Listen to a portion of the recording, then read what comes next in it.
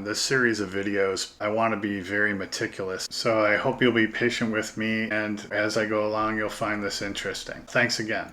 It's really like a rectangle with a divider in between. So, kind of something like that. So I think I'm going to go with this rectangular tube. So you can see here, that's just a piece of sheet metal going up to it. And then, I'll show you another reference that continues inside. The two are separated. But then there's that intake up there, and it's actually back a little ways from the front. And then the rear fin starts. And that line is the same. So it comes about, halfway, maybe a little past halfway, that intake a little bit more, and then the front of those, and continues on down. And now here you can see from the front, again, just basically, I think sheet stock would work there. It's dividing that rectangle in half, goes all the way back, and then that intake starts, back from the front a little bit. Now, here it's up off the surface. At this scale, I don't know that. That's just too, I think a little too much. I think I'm going to let it rest on there. I am kind of rounding over the front of this a little bit, and I'm trying to leave that very clean. And then here you can see, that, so I'm thinking of cutting that piece off and then setting it on top of there. So it's almost like, I'm going to cut down here, try to save that piece, and then cut that piece off the top and set it on top there. What I just did is marked off these markings to give me where this needs to start, and then how long this needs to be. And then this basically sits at an angle on the curvature here. So pretty much like that. In the center, there's a little intake above. And so to replicate that, I went through the spares. I'm toying with the idea of putting, this on top of there. Or again, maybe similar to this piece here, the tip of a missile or something. And then it really is, again, if you look at the reference, it's not even tapered. It's like thin metal, just a sheet metal. So maybe I'll try to find my thinnest cardstock and then just make a triangle and set it in front of there.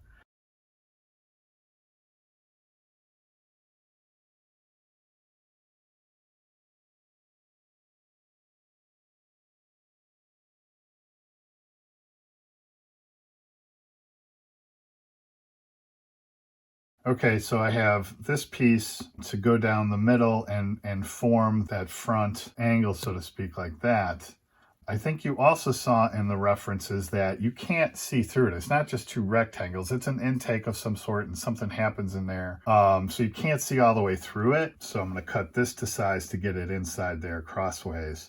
And then wherever that is, cut this to size to fit in there, and then the other end to the back.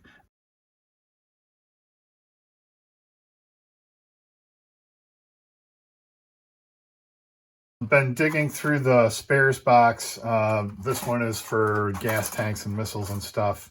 And I tried a bunch of different ones, but I like this one the best. Something like that. And then, it's hollow underneath, so it'll be open already.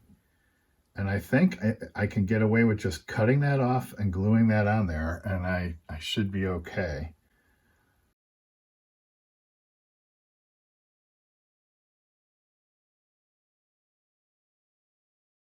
I've been finishing up this seam around the cockpit and cleaned up all those edges and just along those edges.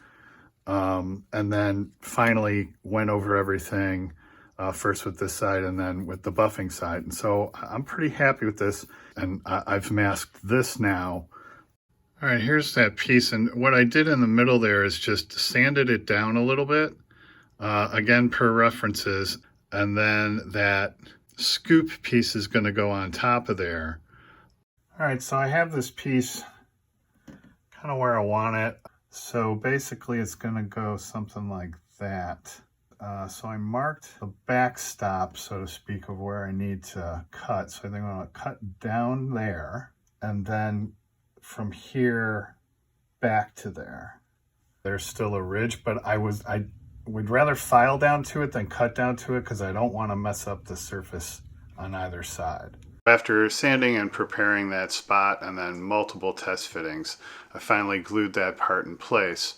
And then on that tail rudder piece, measured, marked, and then trimmed that, put that top part on so everything would line up, and then finally glued it in place. Okay, so here's how that came out. And as I look at it, you know, from here, I don't think that lines up. I think that front piece needs to come out further, which would make sense because I carved that and pushed it back. But that's just a piece of styrene stock, so that should not be a problem to fix. But other than that, I have to say, I'm pretty happy with the way that came out. Just comparing it to references. So if you look at it like that, and then, yeah, I think if I fix that front, that's going to be good. And then looking from the front, and then look at the reference, you know, close enough for rock and roll, I think. So yeah, I'll just fix that front fin, and that should be good. But that should work. Okay, so I made this new piece and shaped it, cleaned this up here, and so now I'm just going to put it on right there. I completed this and just comparing it, and yeah, I think it lines up. It seems like, you know, this front comes out a little bit further than on there, but comparing it to my references of the actual plane, I'm pretty happy with it.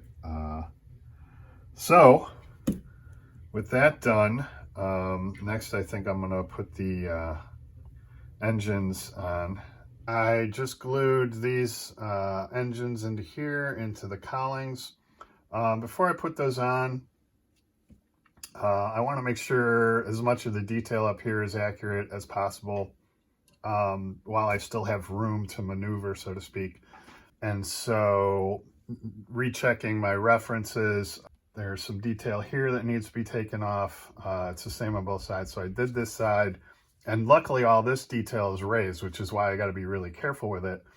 But it also makes it easier to take off, which is a double-edged sword. So anyway, so I'm just taking some of that off, and then I'll get those engines on there. All right, so got this all cleaned up pretty much where I want it. I'm gonna put these on now. After putting on those engine cowls, I noticed that as I was fixing these seams, I had taken that one down way too much. And, you know, it should look nice and clean right up to those engine exhausts. And it was well below there. So I actually cut a wedge and fit it in place, and then patched it with some medium thick super glue. So while that dries and while it's still off the fuselage, there's a hatch that goes right there. So I've got my scribing tools out, and just to show you, so it's right there at the end of where that fin, the tip of that fin ends. And then here's another reference actually with all the exits. And you can see, so this is the hatch here. It's actually over the door, and if you see there's that wall there, that is actually this panel line right there, and I showed you from the top, it's at the end of where the fin comes down.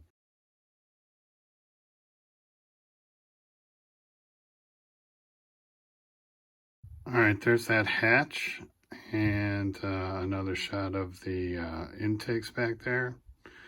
And so now I'm pretty happy pretty much from the doors back.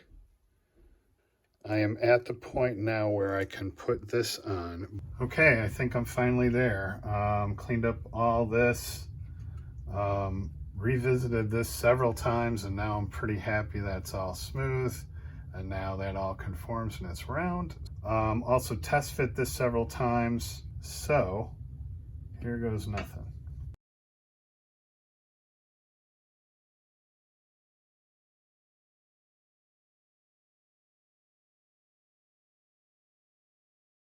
Okay, I think this is a good stopping point. I have the fuselage and the wing roots together, the engines installed, the intakes in the back on the back spine there. All of my seams and everything are pretty good except for the ones I just did where I put these on. I will go back and touch those up, but that's part and parcel of the next steps now, which is to, start putting all the detail on the top. And, I've collected a ton of stuff to now start doing that. And then these are, just the remaining pieces of the kit.